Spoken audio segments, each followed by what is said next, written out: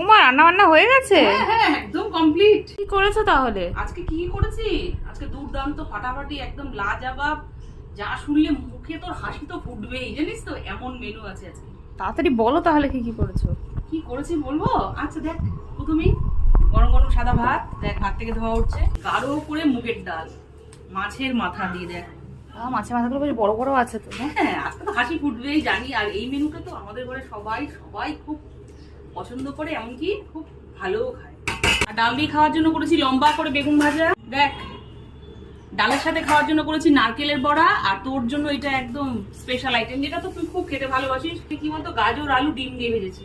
এটা হলো ইলিশ মাছের মাথা দিয়ে পাঁচমিশালি একটা তরকারি, সমস্ত সবজি দিয়ে তরকারি করেছি।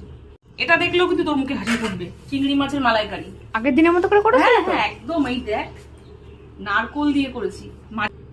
এই হচ্ছে আজকে চমৎকার দুর্দান্ত ফাটাফাটি মেনু। মেনুগুলো কেমন হয়েছে তোমরা কমেন্ট করে কিন্তু অবশ্যই জানাবে। আজকের মতো এই পর্যন্ত, আবার দেখা হবে নতুন কোনো ভিডিওতে। ততক্ষণের জন্য টাটা।